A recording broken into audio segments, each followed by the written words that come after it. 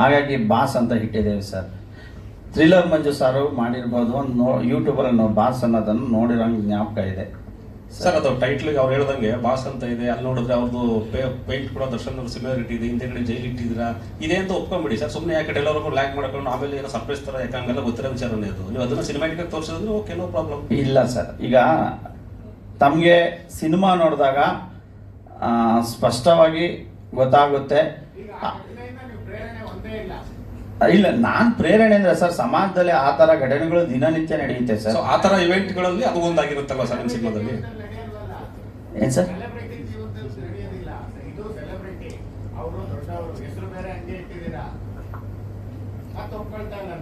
Sir, ಅಲ್ಲಿ ತಮಗೆ cinema ನೋಡಿದಾಗ ಸರ್ ಸ್ಪಷ್ಟವಾಗಿ ಎಲ್ಲ ಗೊತ್ತಾಗುತ್ತೆ ಸರ್.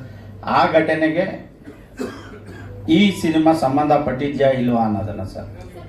Tanish sir please. ಹಾಂ ಹೌದು ಸರ್.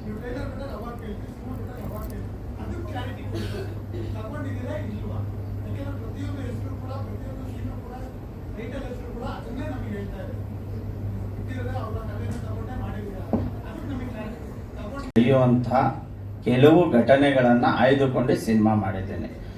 ಆದರೆ ಯಾವುದೇ ರಿಯಲ್ ಇನ್ಸಿಡೆಂಟ್ ನಾನು ಈ ಸಿನಿಮಾದಲ್ಲಿ ತಗೊಂಡಿಲ್ಲ ಸರ್.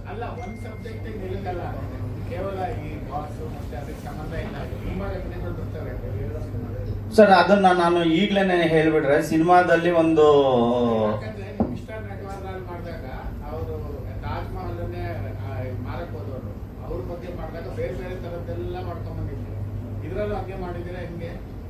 ಸರ್ ಸಿನಿಮಾ ನೋಡಿ, ಈಗ ನಾನು ಸಿನಿಮಾ ಫುಲ್ ಸ್ಕ್ರೀನ್ ಪ್ಲೇ ಕತೆ ಹೇಳಿಬಿಟ್ರೆ ಆಡಿಯನ್ಸ್ಗೆ ಒಂದು ಕ್ಯೂರಿಯಾಸಿಟಿ ಬಿಲ್ಡ್ ಆಗೋದಿಲ್ಲ. ದಯವಿಟ್ಟು ನಾನು ಮುಂದಿನ ದಿನಗಳಲ್ಲಿ ಸ್ಪಷ್ಟವಾಗಿ ಖಂಡಿತವಾಗ್ಲೂ ತಮ್ಮ ಮುಂದೆ ನಾನು ಹೇಳೇ ಹೇಳ್ತೀನಿ ಸರ್.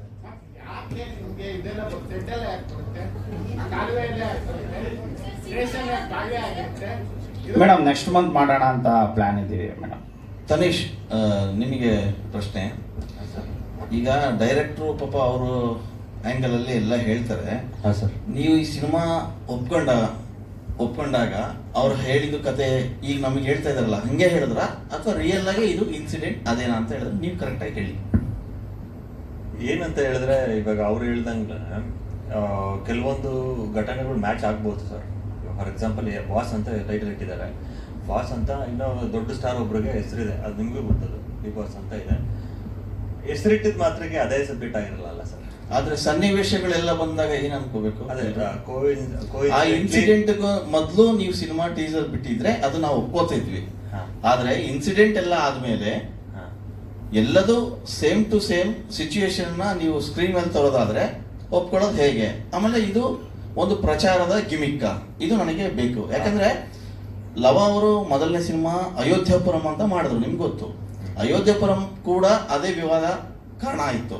ಅದಾದ್ಮೇಲೆ ಇನ್ನೊಂದು ಸಿನಿಮಾ ಮಾಡಿದ್ರು, ಅದು ಕೂಡ ಹಾಗೆ ಆಯಿತು. ಈಗ ಬಾಸ್. ಸೊ ಎಲ್ಲ ಒಂದ್ ಕಡೆಗೆ ಒಂದು ಸಿನಿಮಾ ಕಂಟೆಂಟ್ಗೆ ಹೊತ್ತು ಕೊಡಬೇಕೆ ವಿನಾಕಾರಣ ಅದು ಪ್ರಚಾರಕ್ಕೆ ಅಥವಾ ಬೇರೆ ರೀತಿಯ ಗಿಮಿಕಿಗೆ ಆಗ್ಬಾರ್ದು. ಆ ಕಾರಣಕ್ಕೆ ನಾನು ನಿಮಗೆ ಕೇಳ್ತಾ ಇರೋದು, ನಿಮ್ಮನ್ನ ಒಪ್ಸಿದ್ ಹೇಗೆ ಈ ಕತೆ? ಅಥವಾ ನಿಮಗೆ ಗೊತ್ತಿದ್ದು ಕೂಡ ನಾಳೆ ಈ ಪ್ರಶ್ನೆಗಳು ಎದುರಾಗುತ್ತವೆ ಅನ್ನೋದು ಗೊತ್ತಿರ್ಲಿಲ್ವಾ? ಸರ್, ಸಿನಿಮಾ ಪ್ರಚಾರ ಒಂದಕ್ಕೋಸ್ಕರನೇ ಸಿನಿಮಾ ಮಾಡಿಲ್ಲ ಸರ್. ನೀವು ಹೇಳಿದ್ರಿ ಇವಾಗ ಸಿನಿಮಾ ಕತೆ ಮಾತಾಡಬೇಕು, ಕಂಟೆಂಟ್ ಮಾತಾಡಬೇಕು, ಬರೀ ಪ್ರಚಾರದ ಗಿಮಿಕ್ ಮಾಡಬಾರ್ದು ಅಂತ ಹೇಳಿದ್ರಿ. ಅದು 100% ನಾವು ಕಂಟೆಂಟಲ್ಲಿ ಏನೇನು ಬೇಕೋ, ಎಂಟರ್ಟೈನ್ಮೆಂಟ್ ಫ್ಯಾಕ್ಟರ್ಸ್ ಏನೇನು ಬೇಕೋ, ಅಥವಾ ಒಂದು ಸಿನಿಮಾದಲ್ಲಿರೋ ಕ್ರೈಮ್ ಥ್ರಿಲ್ಲರ್ ಏನಿದೆ ಅದಕ್ಕೆ ಏನೇನು ಬೇಕೋ ಎಲ್ಲನೂ ಮಾಡಿದ್ದೀವಿ ಸರ್. ಅದೇ ನೀವು ಸಿನಿಮಾ ನೋಡ್ತಾ ಇರಬೇಕಾದ್ರೆ ಯಾವುದೋ ಒಂದು ಇನ್ಸಿಡೆನ್ಸ್ಗೆ ಅಥವಾ ನಡೆದಂಥ ಘಟನೆಗೆ ಹತ್ತತ್ರ ಅಂತ ಅನ್ಸ್ಬೋದು. ಅದೇ ಆಕ್ಚುಲಿ ಕೋ ಇನ್ಸಿಡೆಂಟ್ಲಿ ಅಷ್ಟೇ ಅದು. ಇವಾಗ ಮಾಡಿರೋದನ್ನು ಅಷ್ಟೇ. ಇವಾಗ ಒಂದು ಸಿನಿಮಾ ಬೋನಲ್ಲಿದೆ, ಇಲ್ಲಿ ಆಚೆ ಒಬ್ರು ನಿಂತಿದ್ದಾರೆ, ಅದು ಇಮ್ಯಾಜಿನಬಲ್ ಆಗ್ಬೋದಲ್ಲ ಸರ್. ನಾವು ಇಮ್ಯಾಜಿನೇಷನ್ ಅಲ್ಲೂ ಮಾಡ್ಕೊಬೋದಲ್ಲ ಸರ್ ಅದನ್ನು. ಸರ್, ಅದು ನಾನು ಖಂಡಿತವಾಗ್ಲೂ ಆ ಥರ ಮಾಡಿಲ್ಲ ಸರ್. ನೀವು ಹೇಳ್ತಾರ ಇದು ಅರ್ಥ ಆಯ್ತು ನನಗೆ. ನಾನು ಎಡ್ಕೊಂಬರಷ್ಟೇ ಇಲ್ಲ ಅದು ಅಂತೆಲ್ಲ ಹೇಳ್ತಾ ಇದ್ದೀರಾ. ನಾನು ಆ ಥರ ಮಾಡಿಲ್ಲ, ನಾನು ತನುಷ್ ಹಾಗೆ ಮಾಡಿದ್ದೀನಿ ಸರ್, ಅದೆಲ್ಲ ಅಭಿನಯ ಅಷ್ಟು. ಡೈರೆಕ್ಟರ್ ಸರ್ಗೆ ಇಲ್ಲಿ ಎಸ್ ಮೇಡಮ್. ಈಗ ಒಂದು ಪ್ರೆಸ್ ಮೀಟಿಗೆ ಇಷ್ಟು ಕ್ವಶನ್ಸ್ ಬರುತ್ತೆ ಅಂದಮೇಲೆ ಸೆನ್ಸಾರ್ ಬೋರ್ಡ್ ಇಂದ ಕೂಡ ಒಂದಿಷ್ಟು ಕ್ವಶನ್ಸ್ಗಳು ಬಂದೇ ಬರುತ್ತೆ. ಸೆನ್ಸಾರ್ ಕಟ್ ಕೂಡ ಆಗುವ ಚಾನ್ಸಸ್ಗಳು ಇರಬಹುದು. ಬಟ್ ಹೆಂಗೆ, ಯಾಕಂದ್ರೆ ಕೆಲವೊಂದು ಸಿನಿಮಾಗಳು ಲಾಸ್ಟ್ ಮೂಮೆಂಟ್ ಅಲ್ಲಿ ಒಂದು ಡೇಟ್ ಅನೌನ್ಸ್ ಮಾಡಿರ್ತಾರೆ, ಆ ಟೈಮಿಗೆ ಸೆನ್ಸಾರ್ ಇಂದ ಸರ್ಟಿಫಿಕೇಟ್ ಸಿಗದೆ ರಿಲೀಸ್ ಆಗದೆ ಮುಂದೂಡಿದ್ದು ಇದೆ.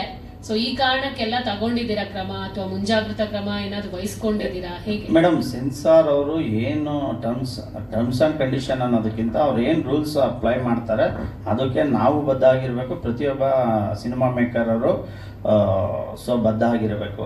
ಹಾಗಾಗಿ ಅವರು ಏನು ಹೇಳ್ತಾರೆ ಅದನ್ನು ನಾವು ಮಾಡ್ತೀವಿ. ನಮಗೆ ಸ್ಯಾಟಿಸ್ಫ್ಯಾಕ್ಷನ್ ಆಗಲಿ ಅಂದರೆ ರಿವೈಸ್ ಕಮಿಟಿ ಇದೆ, ಅಲ್ಲಿ ಹೋಗ್ತೀವಿ. ಸೊ ಇನ್ನು ಅಪಿಲೆಂಟ್ ಇರುತ್ತೆ, ನಾವು ಅಲ್ಲಿ ಹೋಗ್ತೀವಿ ಮೇಡಮ್. ನೀವೇನಾದ್ರು ಜಡ್ಜ್ಮೆಂಟ್ ಪಾಸ್ ಮಾಡ್ತಿದ್ದೀರಾ ವಯಾ ಸಿನಿಮಾ? ಸರ್ ಅದನ್ನು ದಯವಿಟ್ಟು ಸಿನಿಮಾದಲ್ಲಿ ತಗೊಂಡು ನೋಡಿದ್ರೆ ಗೊತ್ತಾಗುತ್ತೆ ಸರ್. ನಾನು ಎಲ್ಲ ಕಥೆನೂ ಈಗಲೇ ಹೇಳ್ಬಿಟ್ರೆ ಸರ್. ನೀವೇನು ಹೇಳ್ಬೇಕಾಗಿಲ್ಲ, ಜಡ್ಜ್ಮೆಂಟ್ ಪಾಸ್ ಮಾಡ್ತಾ ಇದ್ದೀರಾ ಇಲ್ವಾ ಅಷ್ಟು ಕೇಳಿ ಸರ್. ಖಂಡಿತವಾಗ್ಲೂ ನಾವೊಂದು ಘಟನೆಯನ್ನು ನನ್ನ ದೃಷ್ಟಿಕೋನದಲ್ಲಿ ಈಗಾಗಿತ್ತು ಅನ್ನೋದನ್ನು ನಾನು ಹೇಳ್ತಾ ಇದ್ದೇನೆ. ಇಲ್ಲಿ ಯಾವುದೇ ನಿರ್ಣಯ, ಯಾವುದೇ ಒಬ್ಬ ವ್ಯಕ್ತಿಗಳ ಪರವಾಗಿ ಪರ ವಿರೋಧ ನಿರ್ಣಯಗಳನ್ನ ನಾವು ಈ ಸಿನಿಮಾದಲ್ಲಿ ಕೊಡ್ತಾ ಇಲ್ಲ ಸರ್. ಒಂದು ಕೇಸ್ ಟ್ರಯಲ್ ನಲ್ಲಿ ಇರುವಾಗ ಅದನ್ನ ತಗೊಳ್ಬಹುದಾ ಅಥವಾ ಮಾಡಬಹುದಾ? ಈಗ ನಿಮ್ಗೆ ವಕೀಲರಾಗಿ ಗೊತ್ತಿರುತ್ತೆ ಸರ್. ಅದು ತಗೊಂಡ್ರೆ ನಾನು ಒಂದು ಕೇಸ್ ಟ್ರಯಲ್ ನಡಿಬೇಕಾದ್ರೆ ತಗೊಂಡ್ರೆ ಅದು ಸಬ್ಜುಡಿ ಆಗುತ್ತೆ. ಬಟ್ ನಾನಿಲ್ಲಿ ಯಾವುದೇ ರಿಯಲ್ ಇನ್ಸಿಡೆಂಟ್ ಸ್ಟೋರಿ ಮಾಡಿಲ್ಲ, ಹಾಗಾಗಿ ಆ ಪ್ರಮೇಯ ಬರೋದೇ ಇಲ್ಲ ಸರ್. ಅದು ಸರ್ ರಿಯಲ್ Sir. ಇನ್ಸಿಡೆಂಟ್ ಅಂತೀರಾ, ಟ್ರೂ ಇನ್ಸಿಡೆಂಟ್ಸ್ ಅಂತೀರಾ? ಸರ್, ಟ್ರೂ ಇನ್ಸಿಡೆಂಟ್ ಅಂದ್ರೆ ಸಮಾಜದಲ್ಲಿ ಹಲವಾರು ಘಟನೆಗಳು ನಡೀತಾ ಇರ್ತೈತೆ. ಒಬ್ಬ ಡೈರೆಕ್ಟರ್ ಒಂದು ಕಥೆನ ಅವನ ಕಾಲ್ಪನಿಕ ಮೂಲಕ ಅನೇಕ ದಾರಿಗಳಲ್ಲಿ ಹೇಳ್ಬೋದು. ಅದನ್ನ ನಾನು ಹೇಳ್ತಾ ಇದ್ದೀನಿ sir. Sir true incidents sir, real ಸ್ಟೋರಿಗೂ ಟ್ರೂ ಇವೆಂಟ್ಸಿಗೂ ನನಗೆ ತಿಳಿದಿರೋ ಪ್ರಕಾರ ಇಲ್ಲ ವ್ಯತ್ಯಾಸ ಇದೆ.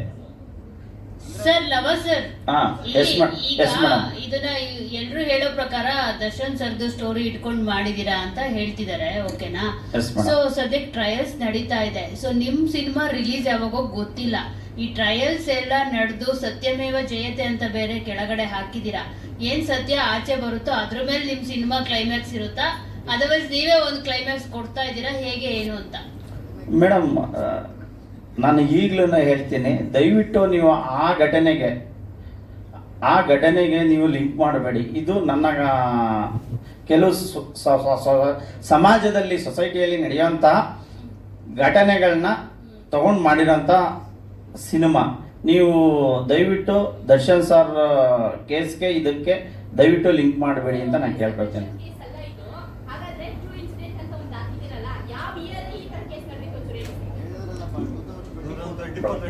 24-25 ಮೇಡಮ್, ದಿನನಿತ್ಯ ನಡೆಯುತ್ತಿರುತ್ತೆ. ನಾವು ಅದೇ time ಅಲ್ಲ, ಅಲ್ಲಿ ಅಲ್ಲ. ಆಗಿರೋದು.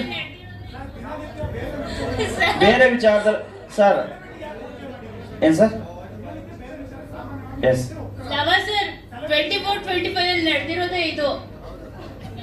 ದರ್ಶನ್ ಸರ್ ಕೇಸ್ ಅವಾಗ್ಲೇ ಅಲ್ವಾ ಸರ್ ನಡೆದಿರೋದು? ಅಲ್ಲ ಮೇಡಮ್, ಈಗ ಸಮಾಜದಲ್ಲಿ ದಿನನಿತ್ಯ ಅನೇಕ ಕ್ರೈಮ್ಸ್ಗಳು ನಡೀತಾ ಇರ್ತೈತೆ. ಆ ಕ್ರೈಮ್ಸ್ಗಳಿಗೂ ಈ ಕ್ರೈಮ್ಸ್ಗಳಿಗೂ ನೀವು ಯಾಕೆ ಕಂಪೇರ್ ಮಾಡ್ತಿದ್ದೀರಾ ಸರ್, ಈಗ ಅಂತ. ಕಂಪೇರ್ ಮಾಡೋದಲ್ಲ, ಯಾಕಂದ್ರೆ ಇನ್ಸಿಡೆಂಟ್ ಡೇಟ್ ನೀವೇ ಇಯರ್ ಹೇಳ್ತಿದ್ದೀರಾ 2024-25 Yes, ಟ್ರೂ ma'am. ಸ್ಟೋರಿ ಅಂತಾನು ಹೇಳ್ತಾ ಇದ್ದೀರಾ. ಹಾ. ದರ್ಶನ್ ಅವರ ರಿಲೇಟೆಡ್ ಕತೆ ಅಲ್ಲ ಅಂತಾನು ಹೇಳ್ತಿದ್ದೀರಾ. ಬಟ್ ನೋಡುಗರಿಗೆ ಅದು ಅದೇ ತರ ಪೋರ್ಟ್ರೇ ಆಗ್ತಾ ಇದೆ. ಅದನ್ನ ಯಾಕೆ ಇಟ್ರಿ? ಹಂಗಿದ್ರೆ ಪೋರ್ಟ್ರೇ ಆಗುತ್ತೆ ಅಂತ ಗೊತ್ತಿದ್ದು ಅದನ್ನ ಯಾಕೆ ಬಳಸ್ಕೋತಾ ಇದ್ರಿ ಹಾಗಿದ್ರೆ ಅಂತ? ಬೇರೆ ತರನು ಕ್ರೈಮ್ ಇನ್ಸಿಡೆಂಟ್ ಗಳು ನಡೆದಿದೆಯಲ್ಲ ಸರ್, ಬೇರೆ ಇನ್ಸಿಡೆಂಟ್ ಆಂಗಲ್ ಅಲ್ಲಿ ತಗೋಬಹುದಿತ್ತು. ಅಲ್ಲ, ತಾವು ಸಿನಿಮಾ ನೋಡಿದ್ರೆ ತಮಗೆ ಮೇಡಮ್ ಶೋಸ್ ಆಗ್ತೇನೆ, ಅವಾಗ ನಿಮಗೆ ಸ್ಪಷ್ಟವಾಗಿ ಕ್ಲಿಯರ್ ಆಗಿ ಗೊತ್ತಾಗುತ್ತೆ ಈ ಸಿನಿಮಾದಲ್ಲಿ ಯಾವುದೇ ಒಬ್ಬ ವ್ಯಕ್ತಿಗಳ ವಿಕ್ಟಿಮ್ ಇರ್ಬೋದು, ಅಕ್ಯೂಸ್ಡ್ ಇರ್ಬೋದು, ಯಾವುದೇ ತೇಜವಧೆ ಮಾಡಿಲ್ಲ. ಸೊ ಅದನ್ನು ತಾವುಗಳು ಸಿನಿಮಾ ನೋಡಿದಾಗ್ಲೇ ಗೊತ್ತಾಗುತ್ತೆ ಮೇಡಮ್.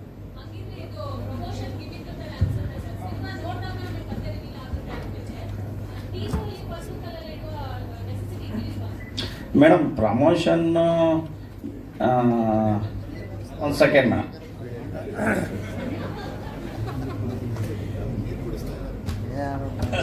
ಸರ್ ಇಲ್ಲಿ ಮೇಡಮ್, ಇಲ್ಲಿ ಈಗ ನಾವು ಮಾಡಿದ್ರೆ ಗಿಮಿಕ್ ಅಂತಾರೆ, ಕೆಲವರು ಮಾಡಿದ್ರೆ ಪಬ್ಲಿಸಿಟಿ ಅಂತಾರೆ, ಏನು ಮಾಡೋಕ್ಕಾಗೋದಿಲ್ಲ. ಇಲ್ಲ ಲವಾರೆ, ಸರ್, ಎಲ್ಲ ಪಬ್ಲಿಸಿಟಿ, ನಿಮ್ದು ಪಬ್ಲಿಸಿಟಿ ಗಿಮಿಕ್. ಸರ್ ಅವರೆಲ್ಲ ಪಬ್ಲಿಸಿಟಿ, ನಿಮ್ದು ಪಬ್ಲಿಸಿಟಿ ಗಿಮಿಕ್ ಅಷ್ಟೇ. ಯಾಕೆ ಗೊತ್ತಾ, ಈಗ ಹಂಗೆ ಇಟ್ಟಿರೋ ಯಾರು ಕ್ವೆಶ್ಚನ್ ಕೇಳ್ತಿರ್ಲಿಲ್ಲ. Yes, sir. ನೀವು ಹೇಳ್ದಂಗೆ ಕಥೆನಲ್ಲಿ ಅದು ಇರಲ್ಲ. ಜನ ಕ್ಯೂರಿಯಾಸಿಟಿ ಊಟ ಹಾಕ್ಬಿಟ್ಟು ಜನ ನೋಡಕ್ ಬರ್ಲಿ, ಒಂದು ಪಬ್ಲಿಸಿಟಿ ಎಲ್ಲರೂ ಕ್ವಶನ್ ಕೇಳಿದಷ್ಟು ಒಂದು ಬಿಲ್ಡ್ ಆಗಲಿ ಅಂತ ಮಾಡಿರೋ. ಅಲ್ಲ, ಕೆಲವು ಸಲ ಸರ್ ಅದು ನಿಜ ಇರ್ಬೋದು ಸರ್. ಒಬ್ಬ ಮೇಕರ್ ಆಗಿ ಅದನ್ನು ಒಪ್ಕೊಂತೀವಿ, ಖಂಡಿತವಾಗ್ಲೂ ಒಪ್ಕೊಂತೀವಿ ಸರ್. ಅದನ್ನು ನಾನು ಇಲ್ಲ ಅಂತ ಹೇಳಲ್ಲ. ಒಂದು ಸಿನಿಮಾನ ಆಡಿಯನ್ಸು ಥಿಯೇಟ್ರಿಗೆ ಬರಬೇಕು ಅಂದರೆ ಸೊ ನಾವು ಕ್ಯೂರಿಯಾಸಿಟಿ ಬಿಲ್ಡ್ ಮಾಡಲೇಬೇಕು, ಅವ್ರನ್ನ ಕರ್ಕೊಳ್ಳೇ ಬರಬೇಕು. ಅದರಲ್ಲೂ ಒಬ್ಬ ಮೇಕರ್ಗೂ ಅದು ಚಾಲೆಂಜ್ ಆಗಿರುತ್ತೆ. ಈ ಸಿನಿಮಾದಲ್ಲಿ ಯಾವುದೇ ಗಿಮಿಕ್ ಇಲ್ಲ ಸರ್. ಸರ್, ಈ ಸಿನಿಮಾದಲ್ಲಿ ಕೊಲೆ ಆಗಿರೋ ವ್ಯಕ್ತಿ ಯಾರು ಸರ್? ಅಂದ್ರೆ ಆರಂಭದಲ್ಲಿ ಹೇಳ್ತಾರೆ ಈ ವಯಸ್ಸಾದ ಅಪ್ಪ ಅಮ್ಮ ಇದ್ದಾರೆ, ಹೆಂಡತಿ ಬಂದು ಗರ್ಭಿಣಿ, ಸೊ ಅವ್ರಿಗೆ ಜಯ ಸಿಗ್ಬೇಕು ಅಂತೆಲ್ಲ ಹೇಳ್ತೀರಿ. ಯಾರು ಸರ್ ವ್ಯಕ್ತಿ, ಸತ್ತಿರೋ ವ್ಯಕ್ತಿ ಯಾರು ಅಂತ? ಶಿವಸ್ವಾಮಿ ಅಂತ ಒಬ್ಬ ವ್ಯಕ್ತಿ ಸತ್ಯ.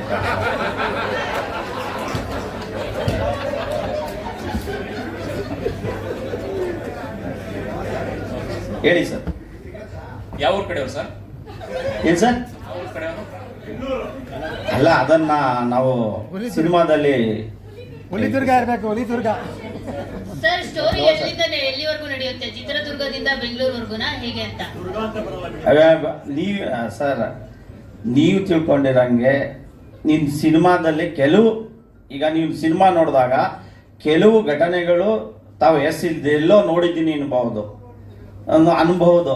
ಆದರೆ ತಮಗೆ ಕೆಲವು ಘಟನೆಗಳು ಗೊತ್ತಿಲ್ಲದಲ್ಲೂ ಕೂಡ ಈ ಸಿನಿಮಾದಲ್ಲಿ ನಾವು ಹೇಳಿದ್ದೀವಿ. ಆದರೆ ಕೆಲವ್ರಿಗೆ ಗೊತ್ತಿರಬಹುದು.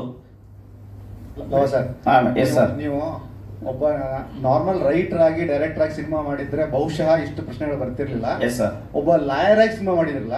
Yes sir. ಈ ಲಾಯರ್ ಅಂತಂದ್ರೆ ಅದೇ ಸಮಸ್ಯೆ ಇರೋದು. ತುಂಬಾ ದಿವಸದಿಂದ ಆ ಘಟನೆ ನಡೆದಾಗಿಂದನು ಪ್ರತಿದಿನಾನು ಅಥವಾ ವಾರಕ್ಕೊಂದು ವಿಡಿಯೋ ಬರ್ತಾನೆ ಇರುತ್ತೆ regarding this particular case. Yes sir. ಇಲ್ಲಿ ಡೈರೆಕ್ಟರ್ ಕಮ್ ಲಾಯರ್ ಆಗಿರೋದ್ರಿಂದ you have to answer very clearly, ಅಂದ್ರೆ ಇದು ಅದೇನಾ ಅಲ್ವಾ ಅಂತ. ಸರ್, ನಮಗೆ ಟ್ರೈಲರ್ ಲಾಂಚ್ ಮಾಡ್ತೀವಿ. ಆ ಸಂದರ್ಭದಲ್ಲಿ ನಾನು ಏನನ್ನು ಮುಚ್ಚಿಡೋಕ್ಕಾಗೋದಿಲ್ಲ, ಎಲ್ಲವನ್ನೂ ನಿಮ್ಮ ಮುಂದೆ ತೆರೆದಿಡಲೇಬೇಕು. ಇಲ್ಲ ಅಂದರೆ ಅದು ಆಡಿಯನ್ಸ್ಗಳಿಗೆ ರೀಚ್ ಆಗೋದಿಲ್ಲ. ಖಂಡಿತವಾಗ್ಲೂ ಕೆಲವು ದಿನಗಳಲ್ಲಿ ನಾನು ಸ್ಪಷ್ಟವಾಗಿ ತಮಗೆ ಹೇಳ್ತೀನಿ ಸರ್. ಸರಿ, ಯಾವಾಗ ರಿಲೀಸ್ ಪ್ಲಾನ್ ಬಿಡಿ. ಆಯ್ತು, ಇಲ್ಲ ಸರ್, ಇಲ್ಲ ಸರ್, ಇಲ್ಲ ಸರ್. ಯಾವಾಗ ರಿಲೀಸ್ ಪ್ಲಾನ್ ಏನು ಮಾಡ್ಕೊಂಡಿದ್ದೀರಿ? ಮುಂದಿನ ತಿಂಗಳಲ್ಲಿ ಮಾಡಬೇಕು ಅಂತ ಪ್ಲಾನ್ ಆಗಿದ್ದೀವಿ. ಸೆನ್ಸಾರ್ ಎಲ್ಲ ಫೈನಲ್ ಆದಮೇಲೆ ಸೊ ಅನೌನ್ಸ್ ಮಾಡ್ತೀವಿ ಸರ್. ಡಿಸ್ಟ್ರಿಬ್ಯೂಷನ್ ಯಾರು ಮಾಡಕ್ಕೆ? ಈಗ ನಾವೇನಂದ್ರೆ ಈಗ ನಮ್ಮ ಯೂಟ್ಯೂಬ್ ಚಾನಲನ್ನೇ ತನುಷ್ ಸ್ಟುಡಿಯೋಸ್ ಅಂತ ಯೂಟ್ಯೂಬ್ ಚಾನಲ್ ಮಾಡಿದ್ದೀವಿ. ನಾವು ಕೆಲವು ಟೀಸರ್ನ ಮತ್ತು ಆಡಿಯೋನ ಎಲ್ಲ ಕೇಳಿಸ್ತಾ ಎಲ್ಲ ಕೆಲವು ಯೂಟ್ಯೂಬ್ ಆಡಿಯೋ ಕಂಪ್ನಿಗಳಿಗೆ ಅವರೆಲ್ಲ ಓಕೆ ಆಯಿತು, ಎಲ್ಲ ಆಯಿತು. ಕೊನೆಗೆ ಅವರು ಒಂದು 2 days 3 days ಅಂತ ಹೇಳಿ ಈ ಸಿನಿಮಾ ಬೇಡ ಸರ್, ನೆಕ್ಸ್ಟ್ ಸಿನಿಮಾ ಆದರೆ ನಾನು ಮಾಡ್ತೀನಿ, ದಯವಿಟ್ಟು ಬೇಡ ಅಂತ ದೊಡ್ಡ ಕಂಪ್ನಿಗಳೇ ಹೇಳಿದರು. ಅದಕ್ಕೋಸ್ಕರ ನಾವೇ ತನುಷ್ ಸ್ಟುಡಿಯೋಸ್ ಅಂತ ಒಂದು ಯೂಟ್ಯೂಬ್ ಚಾನಲ್ ಓಪನ್ ಮಾಡಿ ಆಡಿಯೋನು ಕೂಡ ನಮ್ಮ ತನುಷ್ ಸ್ಟುಡಿಯೋಸ್ ಇಂದನೇ ನಾವು ಲಾಂಚ್ ಮಾಡ್ತಾ ಇದ್ದೇವೆ. ಸೆನ್ಸಾರ್ ಆದಾದ್ಮೇಲೆ ಸೊ ನಾವು ಡೇಟ್ ಅನೌನ್ಸ್ ಮಾಡ್ತೀವಿ ಸರ್. ಡಿಸ್ಟ್ರಿಬ್ಯೂಷನ್ ಅದನ್ನು ಭವಿಷ್ಯ ನಾವೇ ಮಾಡಬಹುದು. ಸರ್, ಈ ಸಿನಿಮಾದಲ್ಲಿ ಏನಾದ್ರೂ ಪೊಲಿಟಿಕಲ್ ಬ್ಯಾಕ್ ಡ್ರಾಪ್ ಇದೆಯಾ? ಯಾಕಂದ್ರೆ 2004-2005 ಅಲ್ಲಿ ನಡೆದಂತ ಒಂದು ಇನ್ಸಿಡೆಂಟ್ ಅಲ್ಲಿ ಒಂದಷ್ಟು ರಾಜಕಾರಣಿಗಳು ಮತ್ತೆ ಈ ಚಿತ್ರರಂಗದವರು ಕೂಡ ಇನ್ವಾಲ್ವ್ ಆಗಿದ್ದಾರೆ, ಒಬ್ರನ್ನ ಒಳಗಡೆ ಹಾಕೋಕೆ ಅಂತ ಹೇಳ್ಬಿಟ್ಟು ಒಂದಷ್ಟು ಸುದ್ದಿಗಳು ಹರಿದಾಡ್ತಾ ಇದೆ. ಸೊ ಆ ತರದ್ದು ಏನಾದ್ರು ನಿಮ್ ಸಿನಿಮಾದಲ್ಲೂ ಇದೆಯಾ ಅಂತ? ಮೇಡಮ್, ಈಗಲೇ ನೀವು ಎಂಟೈರ್ ಸ್ಕ್ರೀನ್ ಪ್ಲೇನೇ ಸ್ಟೋರಿನೇ ಕೇಳಿಬಿಟ್ರೆ ಹೇಗೆ? ಸಿನಿಮಾದಲ್ಲಿ ಇರ್ಲೂಬಹುದು, ಇಲ್ದಲೇ ಇರಬಹುದು ಮೇಡಮ್. ದಯವಿಟ್ಟು ಸಿನಿಮಾ ನೋಡಿ, ಖಂಡಿತವಾಗಿಯೂ ತಮ್ಗೆ ಗೊತ್ತಾಗುತ್ತೆ ಮೇಡಮ್. ಈಗ ಆಡಿಯೋ ಕಂಪನಿ ಎಫೆಕ್ಟ್ ಆಗಿದೆ, ಹಾಂ ಬೇರೆ ಏನೇನು ಎಫೆಕ್ಟ್ ಆಗುತ್ತಾ ಅನ್ನೋದು ಅನುಮಾನ ಇದೆ ನಿಮಗೆ? ಸರ್, ಅದು ಒಂದು ದೊಡ್ಡ ಕಂಪನಿಗಳೇ ತಗೊಳ್ಳಿಲ್ಲ ನಿಮ್ಗೆ ಆಡಿಯೋ ಹೆಸರು ನೋಡಿ. ಅಲ್ಲ, ವಿಷಯ ಹೌದು ಇರಬಹುದು, ಆದರೆ ಸರ್ ಇವಾಗ ನಿಮ್ಗೆಲ್ಲ ಕ್ವಶನ್ ಯಾವ ತರ ಅರೈಸ್ ಆಗಿದೆಯೋ ಅದೇ ತರ ಅವ್ರಿಗೂ ಅರೈಸ್ ಆಗಿರ್ಬೋದು. ಅಂದ್ರೆ ನಾವು ಅವ್ರಿಗೆ ಸಿನಿಮಾ ತೋರ್ಸಕ್ಕಾಗಲ್ಲ. ನಾವು ಸಿನಿಮಾ ಮಾಡಿದೀವಿ ಕರೆಕ್ಟು.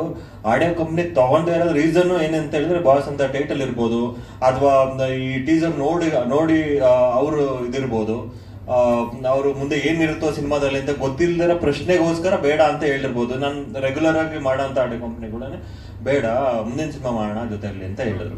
ಸೊ ಇಲ್ಲ ಸರ್, ಹಿಂಗ್ 2-3 days ನಾನು ವೆಯ್ಟ್ ಮಾಡಿದೆ ಸರ್. ಹಿಂಗೆ ಕನ್ವಿನ್ಸ್ ಮಾಡಕ್ಕಾಗತ್ತೆ? ಸಿನಿಮಾ ತೋರ್ಸಕ್ಕಾಗತ್ತೆ ಸರ್ ಬಿಫೋರ್ ರಿಲೀಸ್? ನಾವೆಲ್ಲ ಎಕ್ಸ್ಪ್ಲೈನ್ ಮಾಡಿದ್ವಿ. ಸಿನಿಮಾ ಚೆನ್ನಾಗಾಗುತ್ತೆ, ತಗೊಳ್ಳಿ. 100% ಸಿನಿಮಾ ತುಂಬ ಚೆನ್ನಾಗಿ ಬಂದಿದೆ. ಯಾಕೆಂತ ಹೇಳಿದ್ರೆ ನಾವು ಸಿನಿಮಾನ ನಾವು ಒಂದು ವರ್ಷ ನಾವು ನೋಡಿದಾಗ ಅಲ್ಲಿ ನಾವು ಒಂದು ಸರ್ಟೆನ್ ಆಡಿಯನ್ಸ್ನ ನಾವು ಇಟ್ಕೊಂಡು ನೋಡಿದಾಗ ಒಂದು 2-3 ಜನ ಲೇಡೀಸು ಇದ್ರು, ಮುಂದೆ ಸೀಟಲ್ಲಿ ಕೂತ್ಕೊಂಡು ಅಳ್ತಾ ಇದ್ರು ಲಾಸ್ಟಲ್ಲಿ, ಕ್ಲೈಮ್ಯಾಕ್ಸಲ್ಲೆಲ್ಲ. ಅದು ಅವರ ರಿಯಾಕ್ಷನ್ ಆಗಿತ್ತು ಆ ಥರ. ಎಷ್ಟು ಸಾಂಗ್ ಇದೆ? 2 ಸಾಂಗ್ ಇದೆ ಸರ್, 2 ಸಾಂಗ್ ಇದೆ. ತನುಷರೇ, ಈಗ ನೀವು ಒಂದು ಕಡೆ ಒಬ್ಬ ಸಭ್ಯತೆ ನಟ, ಯಾವುದೇ ವಿವಾದಗಳ ಮೈಮೇಲೆ ಹೇಳ್ಕೊಳ್ಳೋಕೆ ಇಷ್ಟಪಡ್ದಿರೋ ಅಂತ ಒಬ್ಬ ನಟ, ಹೌದು. ಇದೆಲ್ಲ ನಿಮ್ಗೆ ಏನು ಅನ್ಸುತ್ತೆ ಇದನ್ನು? ಅದೇ ಅದನ್ನೆಲ್ಲ ತಲೆಯಲ್ಲಿ ಇಟ್ಕೊಂಡೆ ಒಳ್ಳೆ ಸಬ್ಜೆಕ್ಟ್ ಮಾಡಬೇಕು ಅನ್ಕೊಂಡೆ ಮಾಡಿರೋದು ಸರ್. ಅದು ಡೈರೆಕ್ಟರ್ ಹೇಳ್ದಾಗೆ ಇವಾಗ ಯಾರಿಗೂ ಹರ್ಟ್ ಮಾಡಬೇಕು ಅಥವಾ ಯಾರಿಗೂ ಪರ್ಟಿಕ್ಯುಲರ್ ಟಾರ್ಗೆಟ್ ಮಾಡಿ ಹೊಡಿಬೇಕು ಅನ್ನೋ ಥರ ಯಾವುದು ಮಾಡಿಲ್ಲ. ಅವರ ತಲೆಯಲ್ಲಿ ಏನಿದೆಯೋ, ನನಗೆ ಕತೆ ಹೇಳ್ಬೇಕಾದ್ರೂ ಅಷ್ಟೇ, ಅವರು ನನ್ನ ತಲೆಯಲ್ಲಿ ಇದಿದೆ ಸರ್, ಈ ಥರ ಇದೆ ನನ್ನ ತಲೆಯಲ್ಲಿ, ಈ ಥರ ಸಬ್ಜೆಕ್ಟನ್ನು ಮಾಡಿದ್ರೆ ನಿಮ್ಗೆ ಒಳ್ಳೆ ಎಂಟರ್ಟೈನ್ಮೆಂಟ್ ಫ್ಯಾಕ್ಟರ್ ಇದೆ. ಮತ್ತೆ ಜನಗಳು ಕೊಂಡ್ಕೊಂಡು ಇಂಟ್ರೆಸ್ಟಿಂಗ್ ಆಗಿ ಕ್ಯೂರಿಯಾಸಿಟಿಯಿಂದ ನೋಡ್ತಾರೆ ನೆಕ್ಸ್ಟ್ ಏನಾಗ್ಬೋದು ಅನ್ನೋ ಒಂದು ನಾವು ಸ್ಕ್ರಿಪ್ಟ್ ಅನ್ನು ತುಂಬಾ ಸ್ಟ್ರಾಂಗ್ ಆಗಿ ವರ್ಕ್ ಮಾಡಿದ್ವಿ. ಇದು ಬೇರೆ ಕಡೆ ಕುತ್ಕೊಂಡು ನಮ್ಮ ಫ್ರೆಂಡ್ ಅವ್ರ ತೋಟದಲ್ಲಿ ಕುತ್ಕೊಂಡು ಮಾಡಿದ್ವಿ. ಸೊ ಆ ಸ್ಕ್ರಿಪ್ಟಿಂಗ್ ಟೈಮಲ್ಲೇ ನಮಗೆ ಗೊತ್ತಾಯ್ತು ಆಕ್ಚುಲಿ ಸಿನಿಮಾ ಹೆಂಗ್ ಬರ್ಬೋದು ಅಂತ. ಶೂಟಿಂಗ್ ಎಲ್ಲ ಎಲ್ಲಿ ಸಿನಿಮಾ ನೋಡುವಾಗ ನಮಗೆ ಎಲ್ಲ ಬರ್ತಾ ಇರುತ್ತೆ ಪರದೆ ಮೇಲೆ, ಇವರೇ ದರ್ಶನ, ಇವರೇ ಅದೇ ಸರ್ ನಿಮ್ಮ ಅಭಿಪ್ರಾಯ ಸರ್, ಅದಷ್ಟೇ. ಅದೇ ಪರ್ಸೆಪ್ಷನ್ ಅಂತ ಹೇಳ್ತಾರಲ್ಲ ಸರ್, ಇವಾಗ ನನ್ನ ಪರ್ಸೆಪ್ಷನ್ ಬೇರೆ ತರ ಇರುತ್ತೆ, ನಿಮ್ಮ ಪರ್ಸೆಪ್ಷನ್ ಬೇರೆ ತರ ಶೂಟಿಂಗ್ ಎಲ್ಲ ಇರುತ್ತೆ. ಎಲ್ಲಿ ಮಾಡಿದ್ರು? ಬ್ಯಾಂಗ್ಳೂರ್ ಸರೌಂಡಿಂಗ್ ಅಷ್ಟೇ. ಬ್ಯಾಂಗ್ಳೂರ್. ಎಸ್ ಮೇಡಮ್, ಬಂದಿಲ್ಲ. ಒಬ್ಬರು ಆ್ಯಕ್ಚುಲಿ ಹೈದರಾಬಾದಲ್ಲಿದ್ದಾರೆ, ಪಾಯಲ್ ಚಂಗಪ್ಪ ಅಂತ ಮಾಡಿದ್ದಾರೆ. ಸೊ ನಂತರ ಮೋನಿಕಾ ಗೌಡ, ವಂದಿತಾ ಅಂತ ಈಗ ಹೆಸರು ಚೇಂಜ್ ಮಾಡ್ಕೊಂಡಿದ್ದಾರೆ. ಶೀಲಾ ಗೌಡ ಅಂತ ಒಬ್ಬರು, ಲಕ್ಷ್ಮಿ ಅಂತ ಒಬ್ಬರು ಇದ್ದಾರೆ.